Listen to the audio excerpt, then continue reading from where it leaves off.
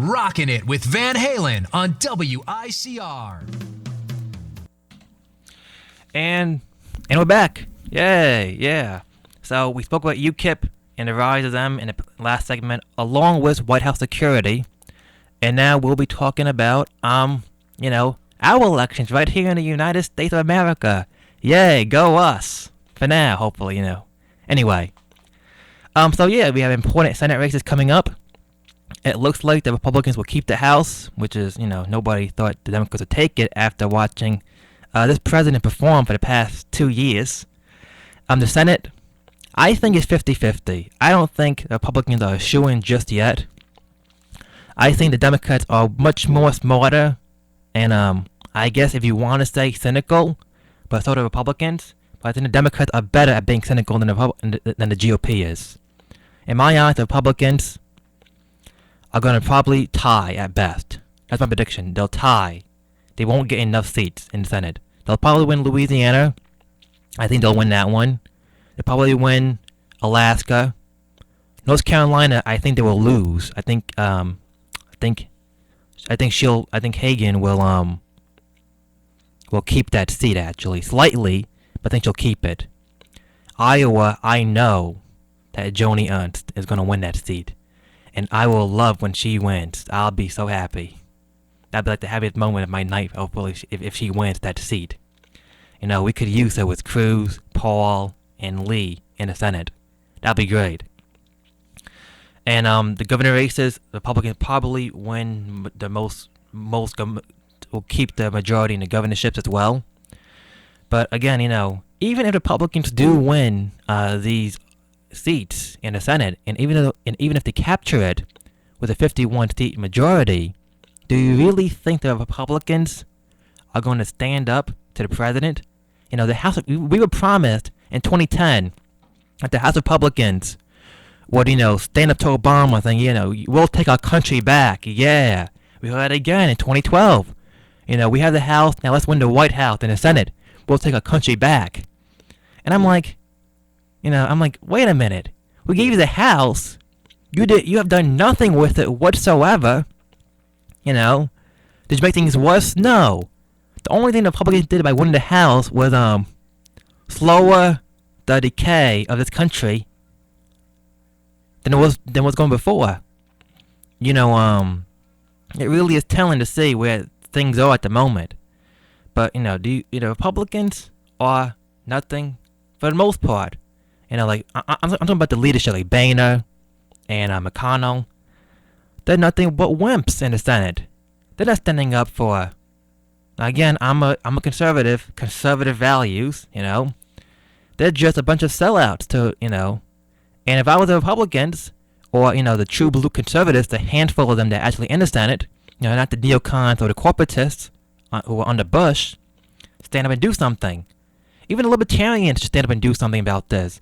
They're doing nothing. The only thing the libertarians have done is they've left the Republican Party and helped the Libertarian Party.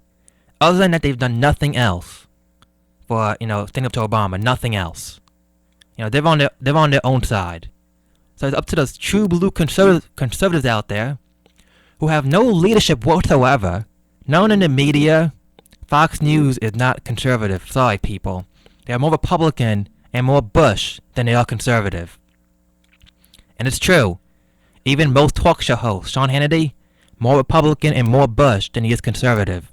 George Bush was not a conservative in true meaning of the word. He's not a William Buckley, Ronald Reagan, Barry Goldwater conservative. He just wasn't that. It's not true to say that. If you are saying that, then you clearly have no idea what you're talking about. Neither was George Bush's father a true blue conservative. Ronald Reagan was 80% a true blue conservative.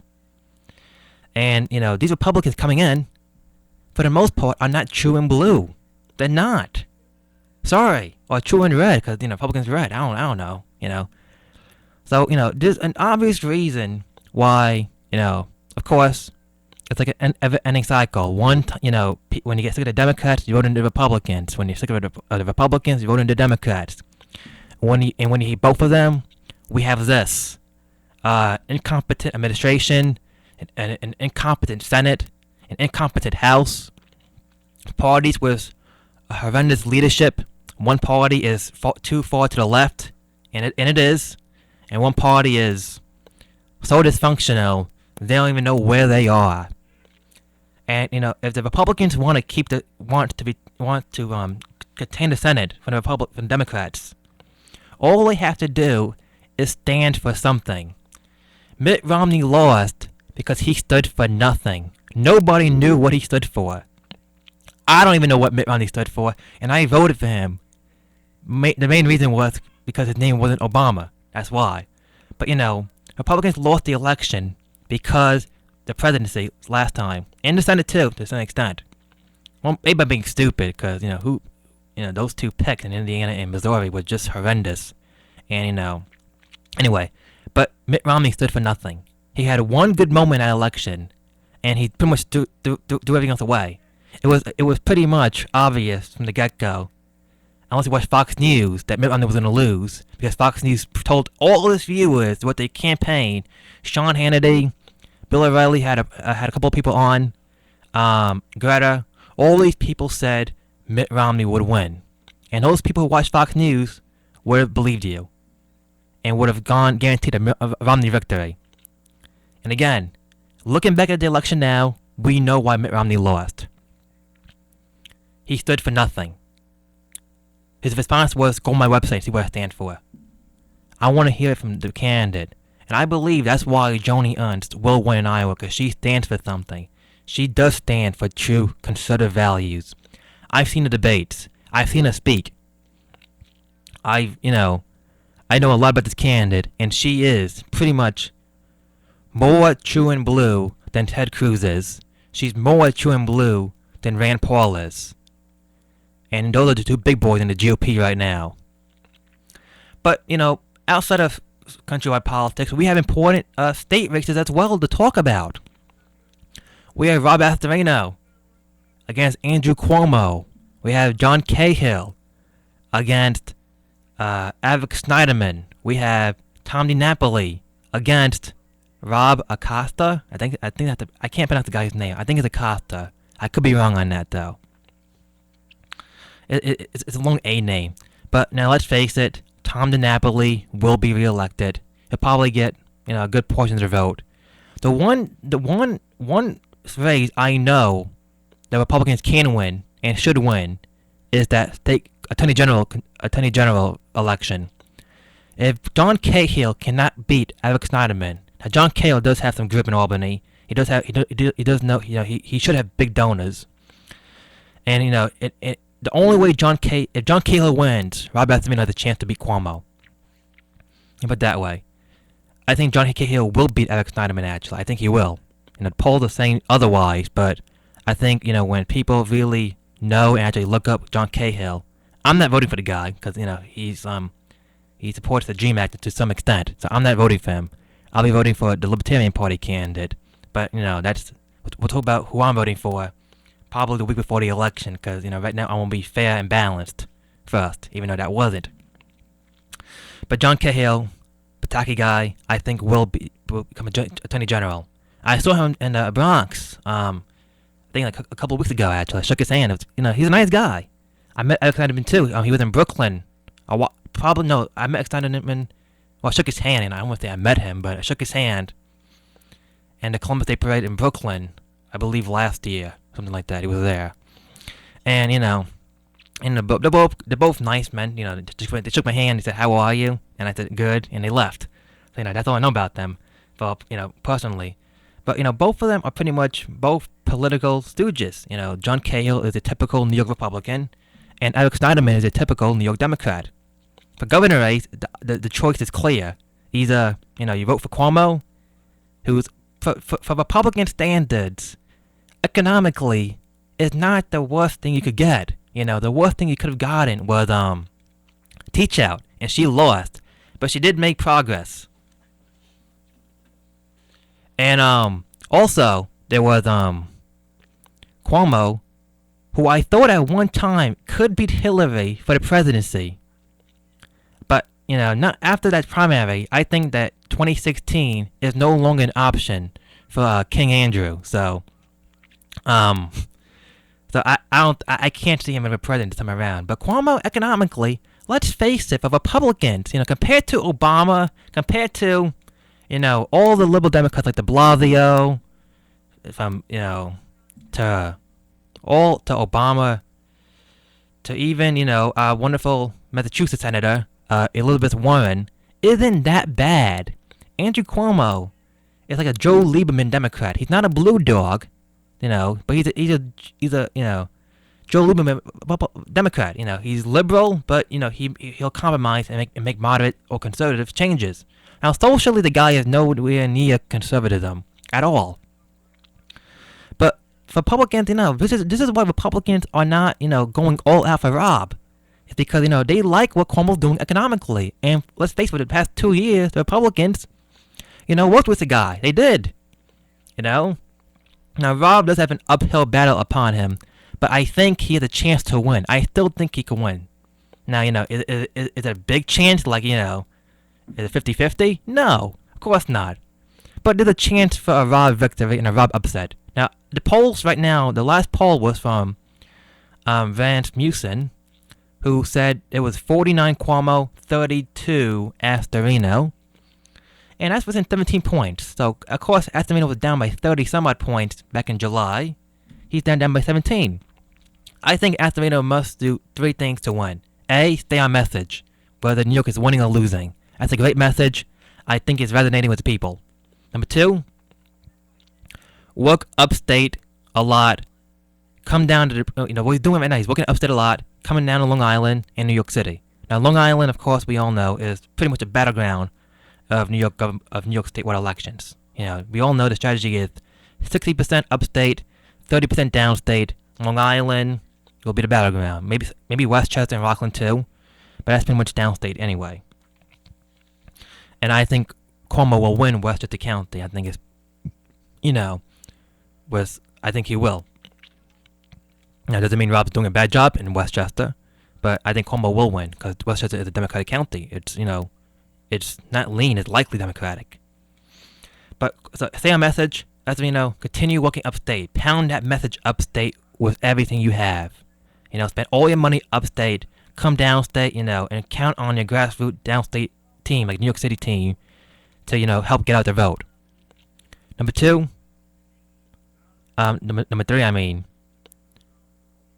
get all, just be you, Don't be a fraud. Don't be a Romney. That's what Astorino should not do. Don't be a Mitt Romney. Don't be one guy one interview and be another guy somewhere else. Stick with who you are. And I think those 3 things: work upstate, stay on message, and be who you are, and don't be a fraud, will help you win this election. And I think he will win. Well, change of thought. I think he can win.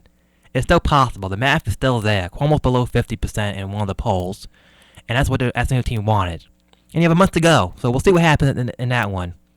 But I do think that it'll be interesting to see where they go from here. A lot of key upcoming events coming up.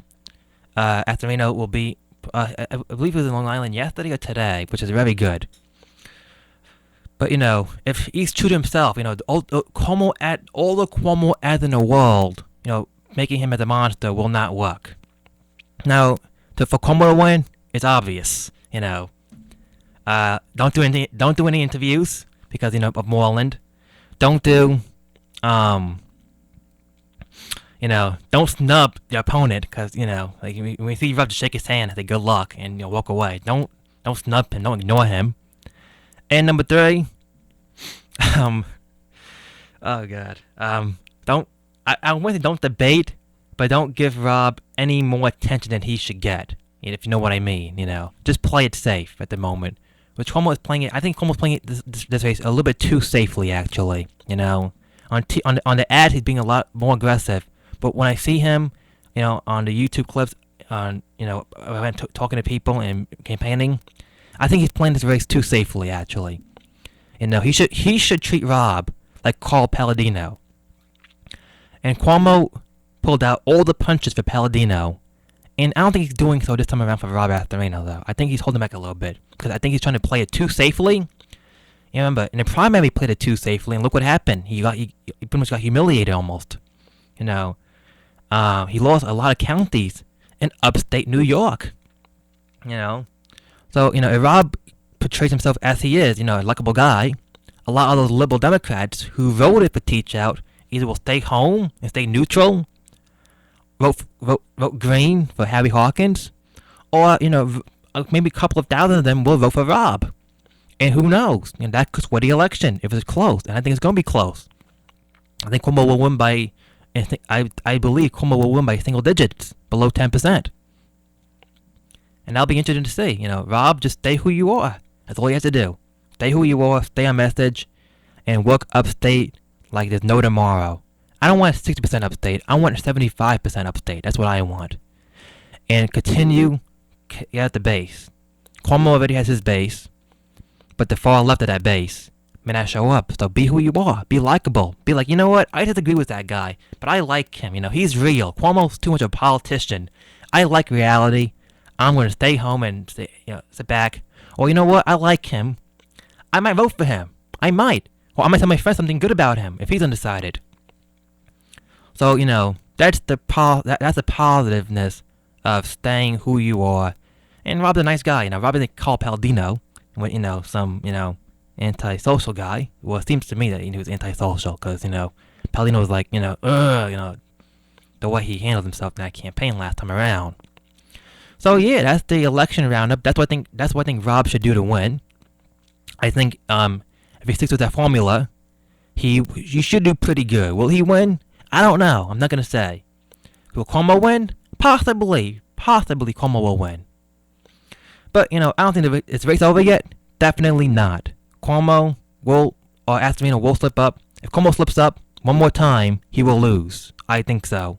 Which is why I think he's playing it a little bit too safely and not going after Reno the way he should be. So that's about politics for today.